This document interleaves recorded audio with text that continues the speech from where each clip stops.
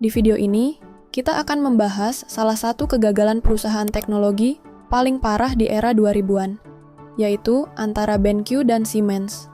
Bayangkan saja, ada dua perusahaan raksasa, satu dari Jerman, satunya dari Taiwan, bergabung untuk menantang dominasi Nokia dan Samsung dalam perang ponsel.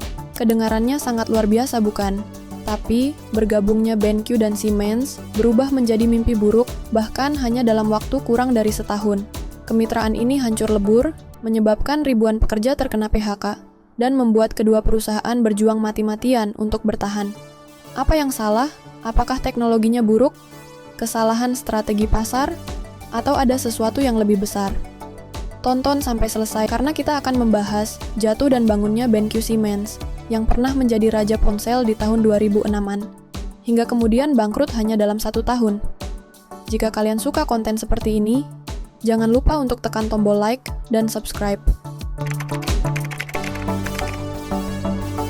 Baiklah, mari kita mulai dari awal. Siemens adalah raksasa elektronik Jerman yang berdiri sejak tahun 1800.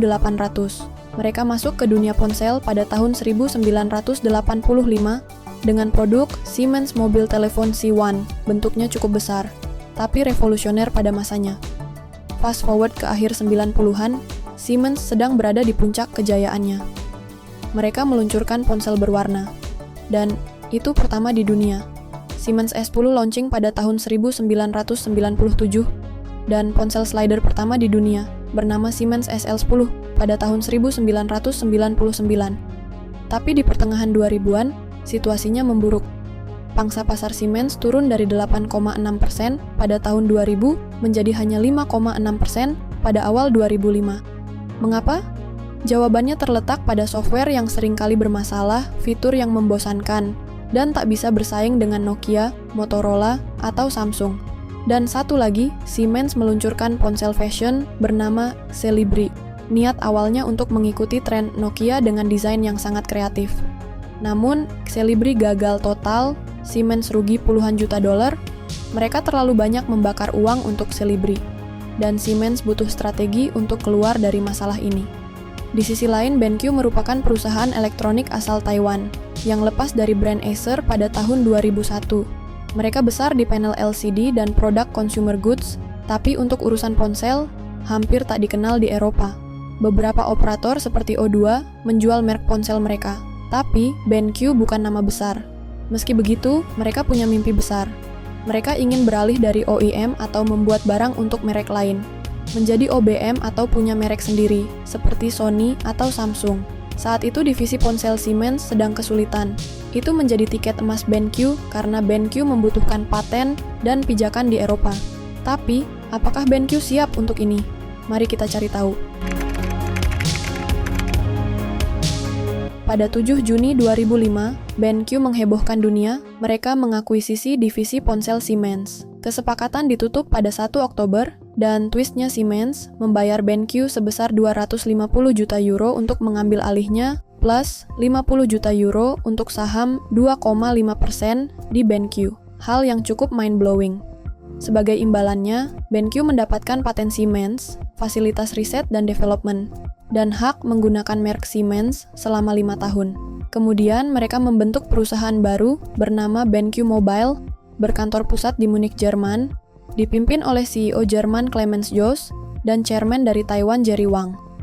Mereka meluncurkan branding ponsel BenQ Siemens dan menargetkan jadi merek ponsel terbesar ke-6 berdasarkan pangsa pasar.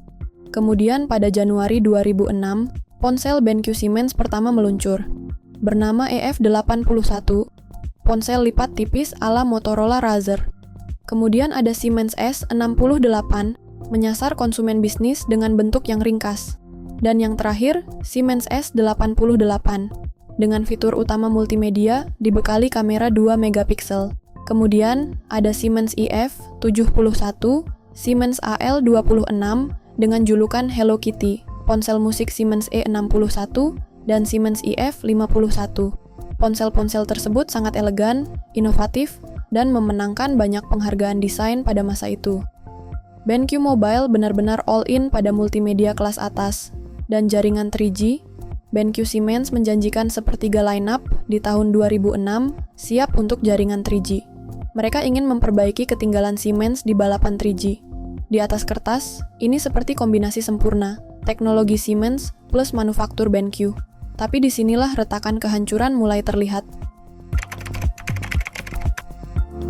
Awalnya, semuanya tampak menjanjikan. Kemampuan manufaktur BenQ seharusnya menghemat biaya, sementara research and development Siemens memberi mereka teknologi mutakhir.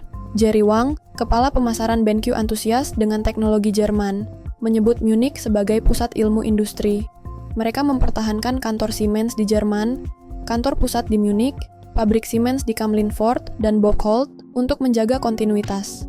BenQ berhasil menggandakan pendapatannya dalam sekejap, masuk ke 10 besar vendor ponsel. Chairman Kay Willy memprediksi keuntungan dalam 2 tahun, mengandalkan paten Siemens dan efisiensi BenQ.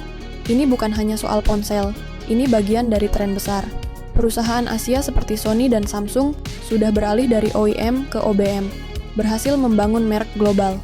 Perusahaan Taiwan seperti BenQ ingin mengikuti jejak tersebut, tapi mereka terlambat.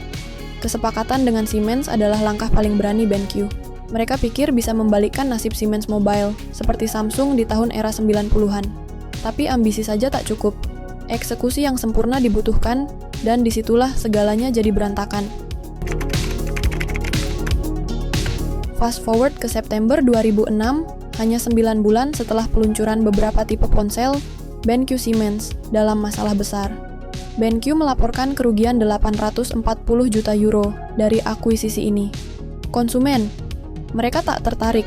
Ponselnya keren, tapi Nokia dan Samsung mendominasi pasar kelas atas dengan pemasaran yang agresif dan kekuatan merek yang lebih baik. Analis mulai mempertanyakan strategi BenQ. Mengapa fokus pada ponsel kelas atas saat Siemens sudah lemah di sana? Mungkin perangkat kelas bawah lebih cocok, tapi kerugian finansial hanyalah puncak gunung es. Penghancur sebenarnya adalah perbedaan budaya. Siemens berasal dari budaya Jerman yang individualistis, jarak kekuasaan rendah, komunikasi langsung, fokus pada pencapaian pribadi. Karyawan mempertanyakan otoritas, menghargai transparansi, dan memisahkan kerja dari kehidupan pribadi. Sedangkan BenQ, perusahaan Taiwan, sangat kolektivistis, jarak kekuasaan tinggi, komunikasi tak langsung, fokus capaian kelompok. Karyawan tunduk pada bos, mengutamakan hubungan, dan mengikuti hierarki. Perbedaan ini adalah awal dari segala bencana yang akan datang. Bayangkan saja saat karyawan Jerman berbicara di rapat untuk mendorong perubahan. Tim Taiwan melihatnya sangat agresif, tidak hormat. Sementara itu, staf Taiwan diam untuk menghindari konflik, dan Jerman menganggap mereka menghindar dan tak berkontribusi. Chairman Lee mempertahankan manajemen dan staf R&D Siemens untuk stabilitas. Tapi Jerman ingin pemimpin yang lalai dipecat saat krisis. Bentrokan total terjadi. Budaya perusahaan tak membantu. Siemens punya struktur formal, kaku seperti menara Eiffel. BenQ seperti keluarga dengan otoritas top-down. Jerman merasa perubahan BenQ terburu-buru. Taiwan menganggap proses Siemens lambat dan boros. Ketegangan ini menghancurkan kolaborasi, dan tanpa kerjasama, perusahaan tak bisa bertahan.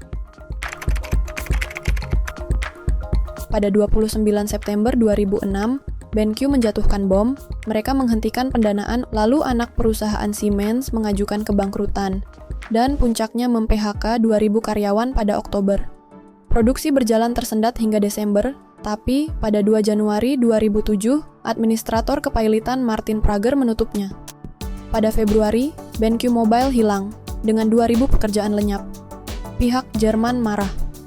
Kanselir Angela Merkel mengecam Siemens karena meninggalkan pekerja.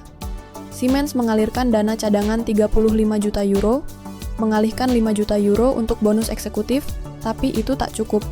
Siemens menahan pembayaran 117 juta euro ke BenQ dengan alasan sengketa paten.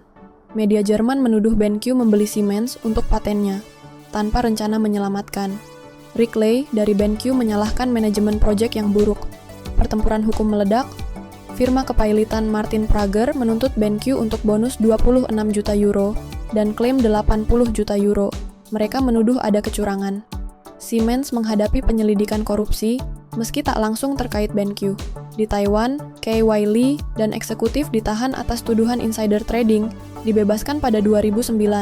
Penyelesaian Siemens Prager datang pada 2008, tapi kerusakan sudah tak terhindarkan.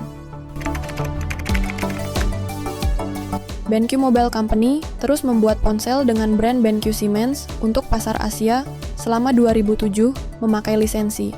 Tapi pada 2008, mereka keluar dari pasar ponsel, kemudian kembali lagi pada 2013 dengan perangkat Android BenQ A3.